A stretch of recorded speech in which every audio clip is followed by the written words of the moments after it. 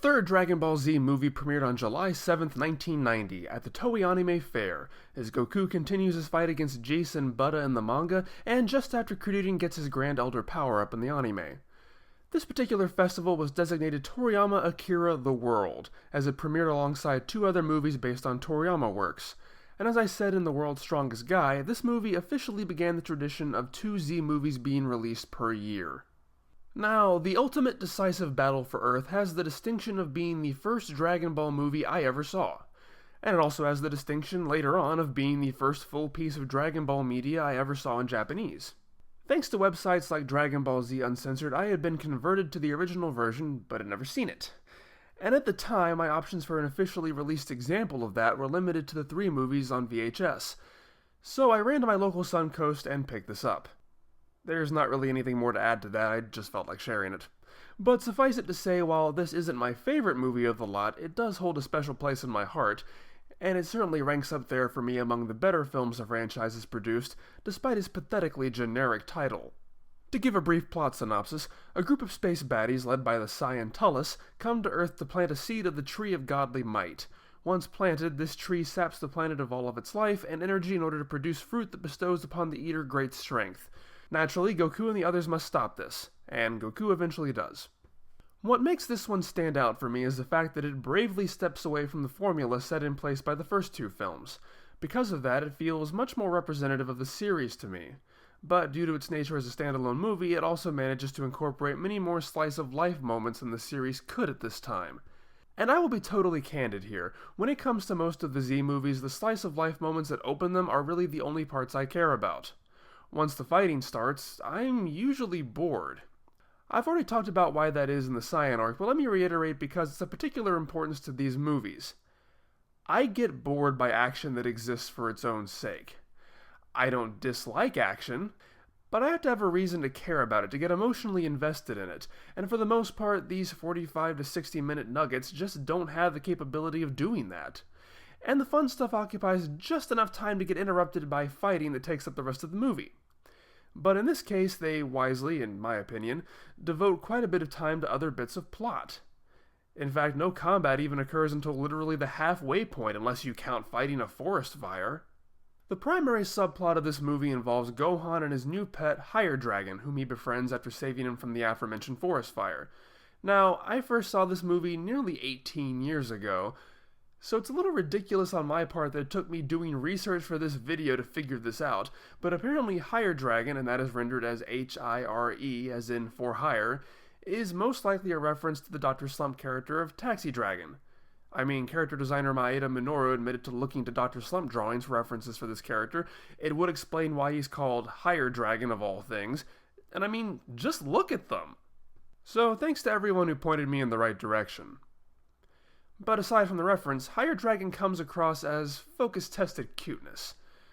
Chi-Chi, being the destroyer of all things fun, doesn't want Gohan keeping him as a pet. And I don't really know why. She grew up in the wilderness, you'd think she'd be used to this kind of thing. Maybe he's too similar to the dinosaur who was chasing her as a kid? At any rate, we get another movie scene of Chi-Chi chewing out Gohan in the kitchen. Meanwhile, Goku sneaks around behind her back and sets up a home for Higher Dragon in a nearby cave. It's all pretty cute stuff. And everything at this part of the series moves at such an urgent clip, there's never time for stuff like this. I mean, think about it. From the moment Gohan was introduced up until where we are in the series right now, it has been a constant barrage of kidnapping, training, fighting, and space travel. There's never been a moment where we've seen Goku, Chi-Chi, and Gohan functioning alone together as a family. In fact, at this point in the manga, we've never even seen their home. So while the trials of hiding a family pet might not be the kind of gripping narrative people check out Dragon Ball to see, for me, it's a breath of fresh air. I guess my only annoyance with it is that it's never really resolved. Once the fighting plot starts up in earnest, which is also the moment Chi-Chi finds out that Goku and Gohan have been going behind her back, it's never picked up again, and we never see Chi-Chi again. But despite this, Higher Dragon sticks around for the next 2 movies without comment, despite the fact that nothing happens to motivate Chi-Chi to have a change of heart. Then again, as I've stated, the movies rarely, if ever, have any continuity between each other, so I guess that part of it's not that big of a deal. Fascinatingly, the other minor subplot of this movie is a Yamcha plot. He has splurged for a 15-year loan on a new air car. Guess he ran out of all the vehicles he had at the beginning of the series. but he barely has time to show it off to Puer before it's promptly inadvertently destroyed by the villains when they plant their tree. Poor dolt. Honestly, that's pretty much the whole plot, so I guess like the higher dragon plot, it's never really resolved. Although I do like that when he later confronts the bad guys, he's doing it for his car. But it also serves as the reason the group ends up all together in time for the fight, as they all go to Goku's house to commiserate over Yamcha's latest mishap. Well, except for Bluma, who chews him out for thoughtlessly buying a car someone was planning to blow up. Seriously, man, run. She's not worth it. She went camping with your best friend and the pig who steals her panties instead of you. Speaking of camping, I think it's fair to say that this movie introduces the concept of the opening activity. Like I said a minute ago, most movies open with the characters engaged in some activity that ends up being interrupted by the bad guys, be it shopping or fighting in a tournament or whatever. The first two movies really don't follow this pattern. The first film really just jumps right into the action. In the second one, Gohan and Oolong's jaunt to the Sudomaisubiri Mountains rather feels like this, but was wholly connected to the plot. In this case, it prefers to go over more of a, pardon the pun, slow burn, as while the camping trip is interrupted by the villains, it's not because they started fighting or even arrived on the planet. It's because their probe has set the forest on fire. And while Gohan and Krillin valiantly use their ki to blow it out, a novel use of ki, although I would think it would just cause the fire to spread, the forest is destroyed and the animals have nowhere to live, so they decide to gather the Dragon Balls and use them to restore the forest, and that leads to the opening song. I don't know what it is about third Dragon Ball movies, but the third ones just like to make all new animation to serve double duty as a montage. Mystical Great Adventure used the opening to show Goku and Krillin's training, while this one uses it to show the characters collecting the Dragon Balls. Even Tenshinhan and Chaozu get involved. But while I find this fun and wish more movies had done this, it just doesn't feel terribly well integrated. It feels like the movie and the opening were done by two different teams. I mean, how long did this Dragon Ball hunt take? Because when we come back from the credits, it's like nothing has happened at all. They're in the same spot, wearing the same clothes. The animals are all still just hanging out. Tenshinhan and Chaozu have disappeared. When Funimation dubbed this in English, they cut out the song entirely, and all it took was changing a couple of lines of dialogue to make the transition completely seamless. But I still give Toei credit for trying, which is more than I can say for the next few movies. Since there's a Yamcha subplot and Tenshinhan and Chaozu help collect the Dragon Balls, it's obvious they're actually in this movie after having been cut out of the last two. And that goes a long way towards this movie feeling more like the series. Indeed, the entire core cast is in this film. Well, except for Lunch. I guess Toei finally figured out she's not coming back, and they spent the entire Saiyan arc throwing in scenes of her. There's quite a feeling of unity in this film, of Goku and his friends coming together to stop a great evil. You know, it's that group of 5 the 23rd Budokai had pushed, so it's great to see them all together. And when the fighting starts, they all get a couple of moments to use their signature attacks. Tenshinhan uses the Taioken and gets his butt kicked. Krillin uses the Kienzan and gets his butt kicked. Yamcha uses the Sokidan and gets his butt kicked. Piccolo shows up on cue to save Gohan and gets his butt kicked. And Chaozu, just gets his butt kicked without having really done anything. Because nobody cares about Chaozu. And, they all show up again at the end to telepathically give Goku a pep talk so he can save the day. More random telepathy. So I like that they're all there, but I wish they'd been given a bit more weight in battle. I guess the best argument for a scaled-down cast is that such short movies don't give enough time for everyone to be useful. That said, it's nice to actually see the Kienzan animated well. I don't know what it is, but it seems that every instance through the Frieza arc of Krillin using the attack is in an episode done by Studio Live. So it looks like crap. I don't know if that's worth the price of admission alone, but it's certainly nice. I've spent enough time talking about the periphery. I guess I really need to get around to the main plot. This movie introduces the concept of the Shinseiju, or Tree of Godly Might. Despite the fact that Kaio, who makes his movie debut, says it was only meant to be used by gods, somehow Tullus and his group have a seed for it. And since this tree does nothing but sap a planet of all life, what kind of god would use it? We're a very long ways away from Beerus here. Although they're tying him into everything else, I wouldn't be surprised if they tie him into this sooner or later. It's a pretty interesting idea that connects to the opening subplot, as it completely undoes the wish they make to restore the forest. It also means the triumphant Genki Dama scene, used to defeat the enemy last time, is subverted. Since the tree has sapped so much Genki, there's not enough to overpower Tullus. But then Goku just ends up pulling power from the tree to make a second Genki Dama, and I can't really understand why he couldn't have just done that in the first place. I mean, it's a tree. On Earth. I would think pulling Genki from trees on Earth is pretty par for the course for making a Genki Dama. And am I supposed to believe that even though the tree's roots physically ripped through the entire planet, once it's destroyed and lets out its little fairy dust, that everything just put back exactly as it was? Did it put the buildings back together? Or the Ferris wheel? Tullus' minions are not even worth talking about. They have some interesting designs, but are almost completely interchangeable, and they get taken out by Goku in a group. The sad thing is, checking out their bios from the theatrical program, they all have fairly interesting backstories, none of which matters in this movie in the slightest. And now that brings us to Tullus himself.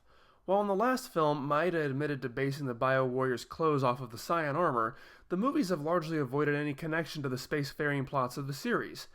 That changes here with a main villain who is a Saiyan. And like any good Saiyan, Tullus has a vegetable-themed name. It's an anagram of lettuce. But more importantly, he's an inversion of Goku, answering the question of what might Goku have been like if he hadn't hit his head and been raised on Earth. Ironically, it's Goku not having destroyed Earth that makes it a prime candidate for planting the Tree of Godly Might. But if Tullus thought it was destroyed, why did he send a probe there in the first place? Given how ham-handedly the final scene portrays the characters overstating the theme that Tullus is what Goku could have been like, you might think it isn't really explored at all. And I don't think they take advantage of it enough.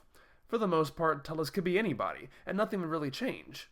But Tullus does spend a chunk of the fight trying to bring out the Saiyan in Gohan, and that leads Goku to proudly announce that he and Gohan aren't Saiyans, but Earthlings. And I can't overstate how much I enjoy hearing that. I find it to be much more believable and much more satisfying than every stupid thing I do is justifiable because I'm just a battle maniac Saiyan that oozes through Dragon Ball like a cancer after the Frieza arc.